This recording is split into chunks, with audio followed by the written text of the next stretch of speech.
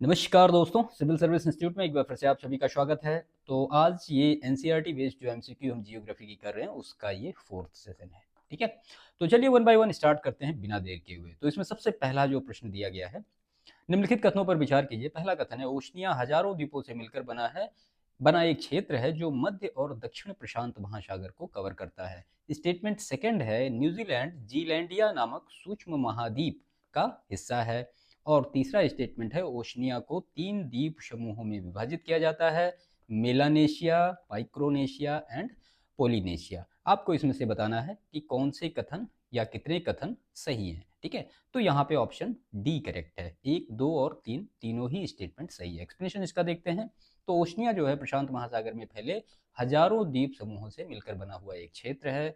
Zealandia क्या है? एक सूक्ष्म महाद्वीप है जिसमें न्यूजीलैंड भी शामिल है। और मेलानेशिया, माइक्रोनेशिया एंड पोलिनेशिया ये सारे ओशनिया के 3 प्रमुख द्वीप समूह हैं। तो यहाँ पे तीनों ही स्टेटमेंट करेक्ट होंगे। That is Oceania is divided into 3 island groups. कौन कौन से?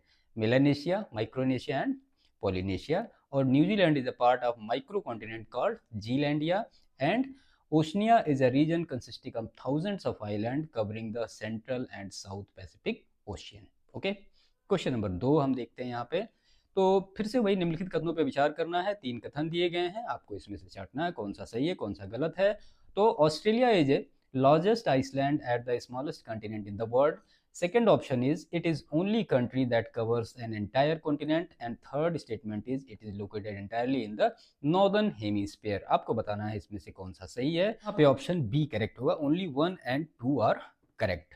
तीसरा करेक्ट क्यों नहीं होगा? ऑस्ट्रेलिया महाद्वीप कहाँ स्थित है? तो पूरी तरीके से ये दक्षिणी गोलार्ध में स्थित है। आप जानते हैं जो ऑस्ट्रेलिया में क्रिसमस होता है वो गर्मियों में मनाया जाता है, केवल वहीं पे गर्मियों में मनाया जाता है, बाकी जगह सारे क्रिसमस जो होते हैं वो ठंडी में मनाए जाते हैं। ठीक है, इसका एक्सप्रेशन देखते हैं।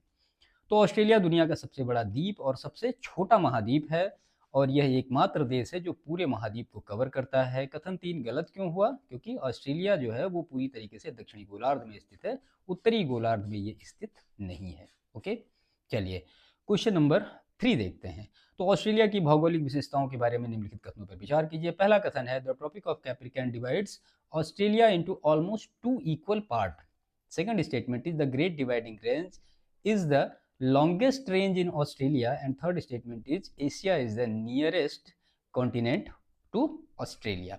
आपको इसमें से बताना है कि कौन सा सही है कौन सा गलत है। तो ये तीनों ही स्टेटमेंट करेक्ट हैं। ठीक है, यानी एशिया ऑस्ट्रेलिया का सबसे निकटतम महाद्वीप है। आप मैप में देखेंगे आपको सारी चीजें क्लियर हो जाएंगी। और ग्रेट डिवाइडिंग रेंज ऑस्ट्रेलिया की क्या है? सबसे लंबी पर्वतमाला है जो कि उसके पूर्वी हिस्से में पड़ती है। और जो मकर रेखा है वो ऑस्ट्रेलिया को लगभग 2 बराबर भागों में विभाजित करती है। एक्सप्लेनेशन देखते हैं। तो मकर रेखा ऑस्ट्रेलिया को लगभग 2 बराबर हिस्सों में विभाजित करती है। और ग्रेट डिवाइडिंग रेंज ऑस्ट्रेलिया का सबसे जो लंबा पर्वत शिखर या पर्वतमाला है। और ऑस्ट्रेलिया का सबसे निकटतम महाद्वीप क्या है? एशिया है। और सिंगापुर का निकटतम बिंदु है। चलिए क्वेश्चन नंबर 4 हम देखते हैं यहाँ पे। तो ये ग्रेट बैरियर रीफ के बारे में बताना है आपको कौन सा कथन सही है। यह विश्व की सबसे बड़ी मूंगा चट्टान है। ठीक है, और दूसरा स्टेटमेंट है यह न्यू साउथ वेल्स के तट पर स्थित है। तीसरा, इसे यूनेस्को विश्व धरोहर का जो स्थल का वो दर्जा प्राप्त है। तो यहाँ पे केवल 1 और 3 स्टेटमेंट सही हैं, केवल बी स्टेटमेंट ही सही है। देखिए, न्यू साउथ वेल्स के तट पर स्थित नहीं है, ये किसके तट पर स्थित है? ये क्वींसलैंड के तट पर स्थित है। ठीक है, तो it's located off the coast of New South Wales, नहीं किसका होगा? क्वींसलैंड के तट पर स्थित होगा। बाकी पहला भी सही है और तीसरा भी सही है। एक्सप्रेशन देखते हैं। तो ग्रेट बैरियर रीफ जो है विश्व की सबसे बड़ी मूंगा चट्टान प्रणाली है और वही क्वींसलैंड के तट पर स्थित है, न्यू साउथ वेल्स के तट पर स्थित नहीं है। और यूनेस्को का ये एक विश्व धरोहर स्थल है। ठीक है, क्या ग्रेट बैरियर रीफ के बारे में यहाँ पे बात हो रही है। क्वेश्चन नंबर 5 है, ऑस्ट्रेलिया के रेगिस्तानों के बारे में निम्नलिखित कथनों पर विचार कीजिए। पहला कथन है, ग्रेट विक्टोरिया रेगिस्तान ऑस्ट्रेलिया का सबसे बड़ा रेगिस्तान है। सिम्पसन रेगिस्तान लाल बालू रेड सैंड ड्यून्स के लिए प्रसिद्ध है। और तनामी रेगिस्तान पश्चिमी ऑस्ट्रेलिया में स्थित है। यहाँ पे केवल 1 और 2 स्टेटमेंट सही होगा। तनामी रेगिस्तान जो है वो नॉर्दर्न टेरिटरी में है, पश्चिमी ऑस्ट्रेलिया में नहीं है, यानी उत्तरी ऑस्ट्रेलिया में होगा। ये उत्तरी क्षेत्र में है ऑस्ट्रेलिया के। ठीक है, और बाकी ऑस्ट्रेलिया में जितने भी डेजर्ट हैं उनकी लोकेशन पूरब से पश्चिम, उत्तर से दक्षिण, इनको अच्छी तरीके से देख लीजिएगा, कई बार प्रश्न इससे रिलेटेड पूछे जाते हैं। तो ऑप्शन बी यहाँ पे करेक्ट होगा, ओनली 1 एंड 2 आर करेक्ट।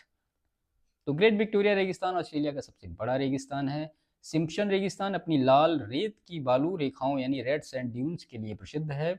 और वही कि तनामी रेगिस्तान जो है वो उत्तरी क्षेत्र में स्थित है, न कि पश्चिमी ऑस्ट्रेलिया में। क्वेश्चन नंबर 6 है, न्यूजीलैंड के बारे में निम्नलिखित कथनों पर विचार कीजिए। तो न्यूजीलैंड के दो मुख्य द्वीप हैं, पहला कौन सा है? तो नॉर्थ आइसलैंड, और दूसरा कौन सा है? वो है साउथ आइसलैंड। क्वेश्चन ऑप्शन 2 है इसमें, दक्षिणी द्वीप की प्रमुख पर्वत श्रृंखला क्या है? तो साउदर्न आल्प्स है। और तीसरा स्टेटमेंट इसमें दिया गया है कि न्यूजीलैंड दो टेक्टोनिक प्लेट्स यानी प्रशांत प्लेट और ऑस्ट्रेलियाई प्लेट पर स्थित है। आपको बताना है इसमें से कौन सा सही है। तो ये तीनों ही स्टेटमेंट सही है। एक्सप्रेशन इसका देखते हैं हम। तो न्यूजीलैंड के दो मुख्य द्वीप, तो उत्तरी द्वीप है और दक्षिणी द्वीप। आप मैप में देखेंगे तो आपको इस तरह से मिलेगा, ठीक है। और साउथ आइसलैंड की प्रमुख पर्वत श्रृंखला क्या है? तो वो साउदर्न आल्प्स है। और न्यूजीलैंड प्रशांत और ऑस्ट्रेलियाई टेक्टोनिक प्लेट पर स्थित है, जिससे वहां अधिक भूकंपीय गतिविधियां होती हैं। तो option D is correct, 1, 2 and 3 are correct. Question number 7, तो ऑस्ट्रेलिया की जलवायु के बारे में निम्नलिखित कथनों पर विचार कीजिए। पहला दिया गया है, ऑस्ट्रेलिया के उष्ण कटिबंधीय क्षेत्र दो प्रमुख मौसम होते हैं वहां पे, एक गीला होता है और एक शुष्क होता है, यानी वेट एंड ड्राई। और समशीतोष्ण क्षेत्र जो होते हैं वो चार मौसम होते हैं, ग्रीष्म है, शरद है, शीत है और वसंत है। और ऑस्ट्रेलिया का मरुस्थलीय क्षेत्र अत्यधिक वर्षा प्राप्त करता है। तो स्टेटमेंट 3 तो आपको देखने से ही लग रहा है कि ये गलत होगा, है ना। तो only 1 and 2 are correct. Explanation is, Australia के उष्ण कटिबंधीय क्षेत्र में दो मौसम होते हैं, गीला और शुष्क। समशीतोष्ण क्षेत्र में चार प्रमुख मौसम होते हैं, ग्रीष्म, शरद, शीत एंड बसंत। और कथन 3 में ऑस्ट्रेलिया के मरुस्थलीय क्षेत्र में वर्षा बहुत कम होती है, यह अत्यधिक वर्षा प्राप्त नहीं करता है। चलिए इसके बाद हम देखते हैं क्वेश्चन नंबर 8, ठीक है। तो न्यूजीलैंड के बारे में निम्नलिखित कथनों पर विचार कीजिए। न्यूजीलैंड का सबसे ऊंचा पर्वत क्या है? वो है माउंट कुक। और वेलिंगटन दुनिया की सबसे दक्षिणी राजधानी है। और ऑकलैंड न्यूजीलैंड का सबसे बड़ा शहर और मुख्य बंदरगाह है। तो यहाँ पे तीनों ही स्टेटमेंट करेक्ट होंगे। माउंट कुक न्यूजीलैंड का सबसे ऊंचा पर्वत है, ऊंचाई 3724 मीटर। और वेलिंगटन दुनिया की सबसे दक्षिणी राजधानी यानी साउदर्न मोस्ट कैपिटल सिटी है ये। ऑकलैंड न्यूजीलैंड का सबसे बड़ा शहर और सबसे प्रमुख बंदरगाह है। Then option D is correct, 1, 2 and 3। Question number 9, निम्नलिखित कथनों पर विचार कीजिए। मर्रे डार्लिंग बेसिन ऑस्ट्रेलिया की सबसे बड़ी नदी प्रणाली है, ठीक है। और दूसरा है, ऑस्ट्रेलिया में स्वान नदी का उपयोग सिंचाई और जल आपूर्ति के लिए किया जाता है। और तीसरा स्टेटमेंट, ऑस्ट्रेलिया की अधिकांश नदियां पूरे वर्ष भर जल बनाए रहती हैं। तो ऐसा नहीं है, ऑस्ट्रेलिया की जो अधिकांश नदियां हैं वो पूरे वर्ष भर जल नहीं बनाए रहती हैं। इनकी मतलब आप ये कह सकते हैं कि इनमें मौसमी बहाव होता है, ठीक है। तो वर्ष भर वो नहीं होती। तो 1 and 2 are correct. That is, the Murray-Darling Basin is the largest river system in Australia, and Swan River in Australia is used irrigation and water supply. Explanation है, मरे डार्लिंग बेसिन ऑस्ट्रेलिया की सबसे बड़ी नदी प्रणाली है और जो स्वान रिवर है उसका उपयोग सिंचाई और जलापूर्ति के लिए किया जाता है। और ऑस्ट्रेलिया की अधिकांश नदियां शुष्क जलवायु के कारण साल भर प्रवाहित नहीं होती हैं। इनमें मौसमी बहाव होता है, यानी सीजनल जो फ्लो है वो चलता है। ग्रेट डिवाइडिंग रेंज के बारे में निम्नलिखित कथनों पर आपको विचार करना है। तो इसमें पहला कथन है, it is also known as Eastern Highlands. Second statement, it is the longest mountain range in Australia. And third statement is it's located in Western Australia, ठीक है। अब आपको देखने से लग रहा है ये वेस्टर्न नहीं, यहाँ पे होना चाहिए ईस्टर्न, ठीक है। तो यहाँ पे 1 and 2 आर करेक्ट होगा। तो ग्रेट डिवाइडिंग रेंज, पूर्वी हाईलैंड्स इनको कहा जाता है और ऑस्ट्रेलिया की सबसे लंबी पर्वतमाला 3500 किलोमीटर से भी अधिक लंबी है। और पश्चिमी ऑस्ट्रेलिया में नहीं बल्कि पूर्वी ऑस्ट्रेलिया में स्थित है great dividing range. Question number 11, Antarctica पूरी तरीके से दक्षिणी ध्रुव के चारों ओर अंटार्कटिक सर्कल के भीतर स्थित है और यह विश्व का 5वां सबसे बड़ा महाद्वीप है। और इसका तीसरा स्टेटमेंट है, अंटार्कटिका में कोई भी कोस्टल प्लेन नहीं है, यानी तटीय मैदान नहीं है। तो बिल्कुल सही है, तीनों ही यहाँ पे करेक्ट होंगे। अंटार्कटिका पूरी तरीके से दक्षिणी ध्रुव के चारों ओर फैला हुआ है और यह विश्व का 5वां सबसे बड़ा महाद्वीप है और ऑस्ट्रेलिया से 2 गुना बड़ा है। और अंटार्कटिका में कोई भी तटीय मैदान यानी कोस्टल प्लेन नहीं पाए जाते हैं। क्वेश्चन नंबर 12 है, अंटार्कटिका की जलवायु के बारे में निम्नलिखित कथनों पर विचार करें। तो Antarctica is the coldest continent on the earth, that temperature here can drop -90 degree in winter, it receives heavy rainfall throughout the year. आपको बताना है इसमें से कौन सा सही है। तो इसमें से 1 और 2 तो सही होगा, तीसरा नहीं सही होगा, क्योंकि अंटार्कटिका क्या है, ठंडा रेगिस्तान है और यहाँ पर वर्षा जो है वो बहुत कम होती है। ठीक है, यहाँ पे लिखा है ना rainfall throughout the year, तो rainfall throughout the year नहीं होती, लगभग मतलब 5 से लेके 8 या 10 सेंटीमीटर के आसपास ही वर्षा होती है। Then option A is correct, only 1 and 2 is correct. Antarctica पृथ्वी का सबसे ठंडा महाद्वीप है और तापमान 90 डिग्री तक गिर जाता है सर्दियों में। और कथन 3 में गलत है, क्या अंटार्कटिका ठंडा रेगिस्तान है? यहाँ बहुत कम वर्षा होती है, सालाना 5 सेंटीमीटर से भी कम, सॉरी मैंने आपको 5 से ज़्यादा बताया, तो 5 सेंटीमीटर से भी कम वर्षा होती है। क्वेश्चन नंबर 13 है, अंटार्कटिका की भौगोलिक विशेषताओं के बारे में निम्नलिखित कथनों पर विचार करिए। अंटार्कटिका पूरी तरीके से बर्फ और ग्लेशियर से ढका हुआ है। दूसरा कथन है, यहाँ का सबसे ऊंचा सक्रिय ज्वालामुखी जो है वो माउंट एरेबस है। और तीसरा कथन दिया गया है, अंटार्कटिका प्रायद्वीप दक्षिणी अमेरिका की ओर इंगित करता है और एंडीज पर्वत श्रृंखला की निरंतरता है। तो यहाँ पे तीनों ही स्टेटमेंट करेक्ट हैं। एक्सप्लेनेशन देखते हैं इसका। तो अंटार्कटिका पूरी तरीके से बर्फ और ग्लेशियर से ढका हुआ, इसलिए इसे क्या कहा जाता है, इसे व्हाइट कॉन्टिनेंट के भी नाम से जानते हैं हम, सफेद महाद्वीप के नाम से भी जाना जाता है। और माउंट एरेबस क्या है, अंटार्कटिका का सबसे ऊंचा सक्रिय ज्वालामुखी है। ठीक है, और अंटार्कटिक प्रायद्वीप एंडीज पर्वत श्रृंखला की निरंतरता है और यह दक्षिण अमेरिका की ओर इंगित करता है। तो यहाँ पे ऑप्शन डी करेक्ट होगा, 1, 2 and 3 are correct. Question number 14, तो अरोरा के बारे में निम्नलिखित कथनों पर आप विचार करना कि अरोरा क्या होता है। तो aurora is formed in the upper atmosphere due to the magnetic storm. Second statement, in the southern hemisphere it's called aurora australis. और third statement, auroras are found only in Antarctica. आपको बताना है कि इसमें से कौन सा सही है। तो देखिए यहाँ पे अरोरा जो है ये ओनली अंटार्कटिका में ही फाउंड नहीं होता है, बल्कि ये आर्कटिक क्षेत्र में भी पाए जाते हैं।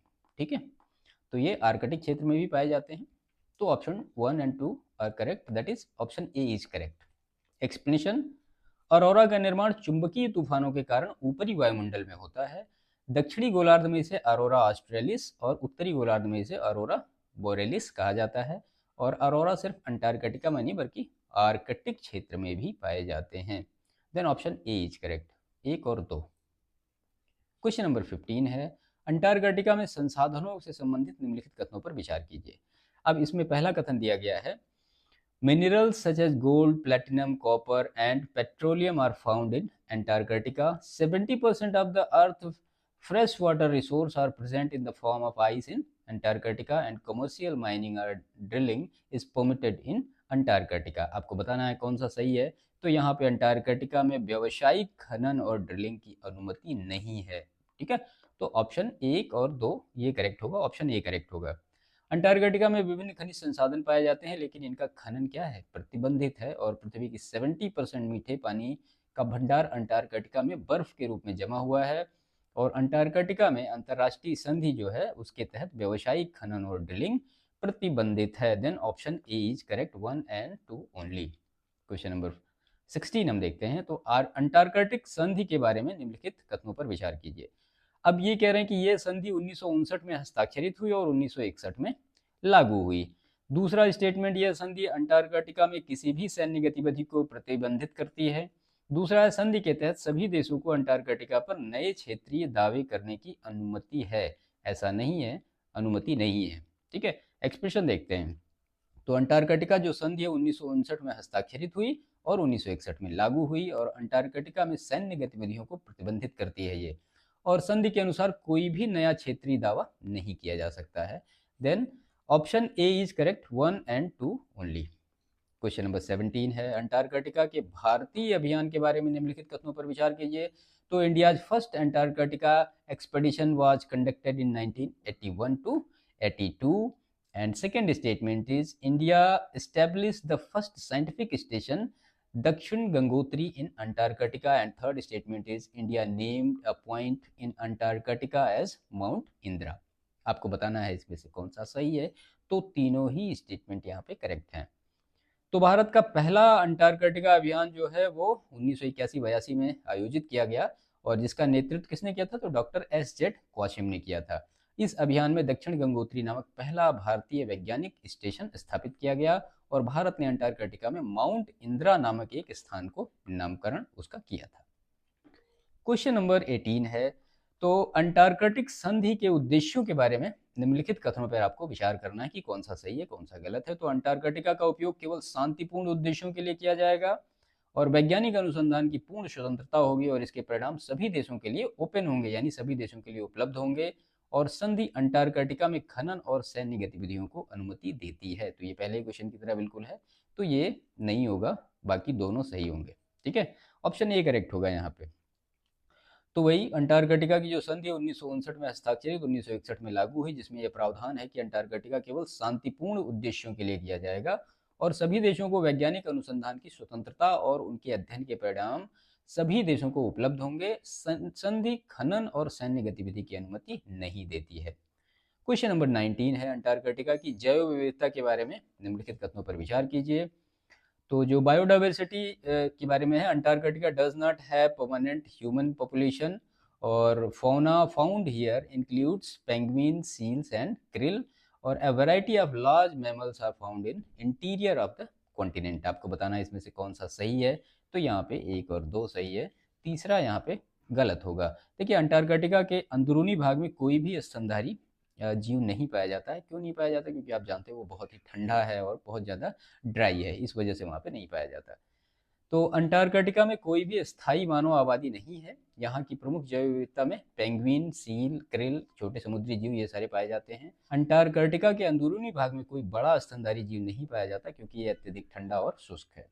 इस सेशन का लास्ट प्रश्न है, अंटार्कटिका में खनिज संसाधनों के बारे में निम्नलिखित कथनों पर विचार करें। अंटार्कटिका में सोना, तांबा, प्लैटिनम, पेट्रोलियम खनिज मौजूद है। वर्तमान में अंटार्कटिका में खनिज दोहन प्रतिबंधित है और अंटार्कटिका पर कोई भी देश अपने खनिज संसाधनों का स्वामित्व का दावा कर सकता है। आपको बताना है इसमें से कौन सा सही है। तो अंटार्कटिका पर कोई भी देश अपने खनिज संसाधन के स्वामित्व का दावा नहीं कर सकता है। ऑप्शन ए करेक्ट होगा। अंटार्कटिका में खनिज संसाधन मौजूद हैं जिसमें सोना है, प्लेटिनम है, तांबा और पेट्रोलियम है। और अंटार्कटिका में खनिज दोहन अंतर्राष्ट्रीय संधि के तहत क्या है? प्रतिबंधित है। और अंटार्कटिका संधि के अनुसार कोई भी देश वहां के खनिज संसाधनों पर स्वामित्व का दावा नहीं कर सकता है। तो ये 20 क्वेश्चन की पूरी सीरीज थी। ये हमारा 4th सेशन था। ठीक है, तो ये पूरा यहाँ पे फिनिश हुआ। तो सेशन कैसा लगा इसके बारे में प्लीज़ कमेंट करिएगा और वीडियो को लाइक करिएगा पसंद आए तो, बाकी दूसरों को शेयर जरूर करिएगा और चैनल पे नए हैं तो चैनल को सब्सक्राइब भी करिएगा। बाकी मिलते हैं नेक्स्ट सेशन में, तब तक के लिए थैंक यू।